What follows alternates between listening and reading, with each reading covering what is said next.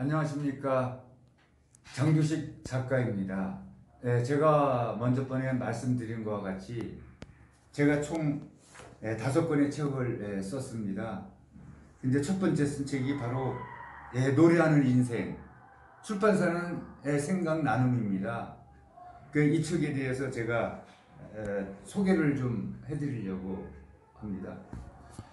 제가 6살 때, 제 동생이 4살 때, 2살 터울이니까 그 당시에는 영등포에서 살았습니다.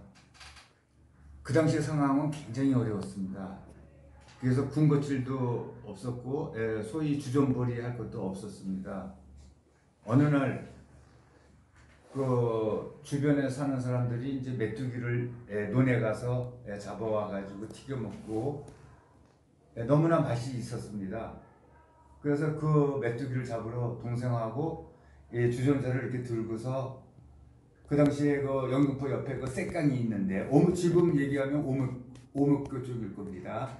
거기 쪽으로 이렇게 지나가는데 그 쇳강 옆으로 그 나루터가 있어요. 배를 이제 묶어놓은 데가 있었는데 그 위에서 조그만 배 위에서 그 동네 아이들이 뛰어노는 걸 보고 매우 재미있어서 우리 형제도 같이 이제 그 배 위에 올라가서 놀고 있는데 심술궂게 그 동네 애들이 다 내리면서 밧줄을 풀었습니다.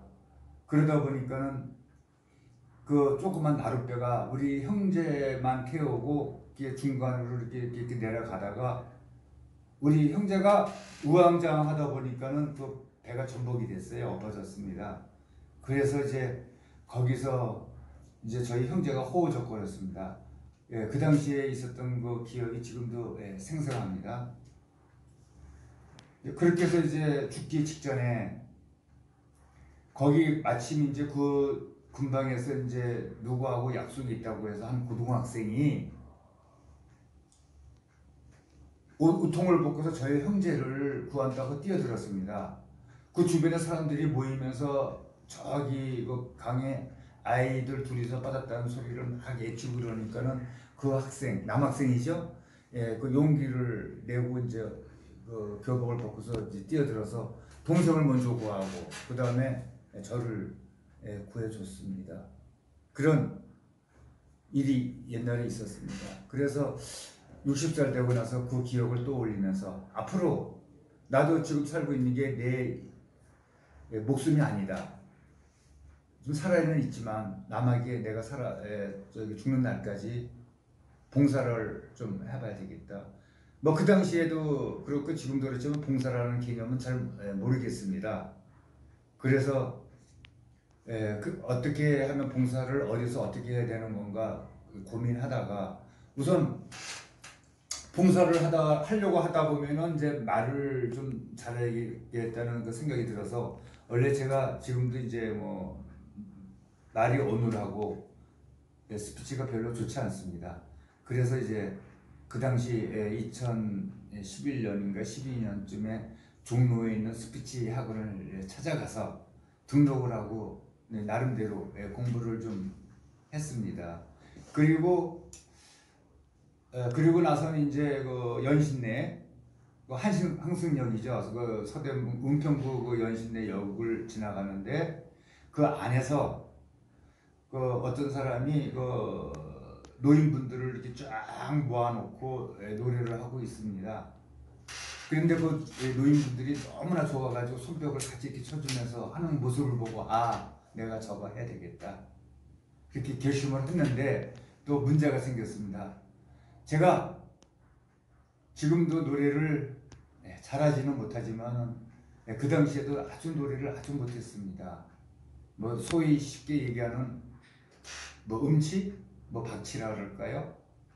그래서 고민을 많이 했습니다만 까짓거 뭐 봉사를 하는데 노래를 좀 못하면 어떻겠느냐 하는 제 스스로 이렇게 이안을 갖고 덤벼들었습니다. 그래서 노래하는 그 기관을 찾아가지고 가서 또 거기도 등록을 해서 또 배우고 또 수료증도 받고 자격증도 받고 그렇게 해서 이제 제 동네에서부터 이제 경로당을 다니면서 시작을 하게 되었습니다. 처음에는 그냥 내 몸만 갈 수가 없기 때문에 노래 장비를 하나하나 다 구입을 했습니다. 그 엘프기, 노래 반주기, 그 다음에 스피커, 앰프, 그리고 또 이런 배선, 전부 이거 들고 다닐 수가 없어서 또 차도 구입해가지고 차에다 싣고 다니면서 노래도 하고 어르신들 노래를 제가 이렇게 선별해서 틀어드리면서 같이 노래도 하고 그랬었습니다. 그래서 이제 그 당시에 많은 그 에피소드가 있습니다. 그 에피소드를 이제 요쪽에다가 담았고 그렇습니다. 공동타업은 이제 무너지지 않는다고 제가 생각하고 있습니다. 또 인생은 도박입니다. 인생에 정답은 없습니다. 인생에서 실패를 당할 무릅쓰지 않으면은 어떠한 성공, 행운을 맛볼 수가 없다고 저는 생각을 하고 있거든요. 그래서 실패를 통해서 우리가 배우고 성장하는 사람은 용기 있게 위험을 이겨낸다고 생각하는데 이것은 제가 얘기하는 게 아니고 러시아 속담에 있습니다.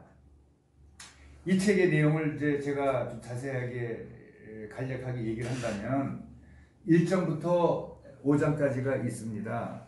1장에는 다시 쓰는 꿈 이야기, 인생 이막을 살면서 시작하는 것. 두 번째는 힘내라 우리 대한민국.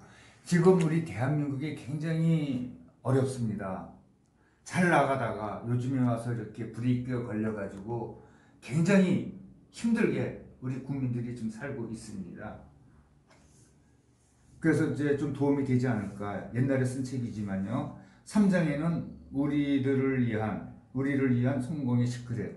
그래서 이제 여기에 나온 내용 중에 한 가지를 또 제가 말씀을 또 드리겠습니다만은 네 번째 장은 배움에는 이제 끝이 없다. 늦은 나이가 없는 거죠. 다섯 번째 마지막으로 가장 아름다운 삶이란 과연 무엇인가.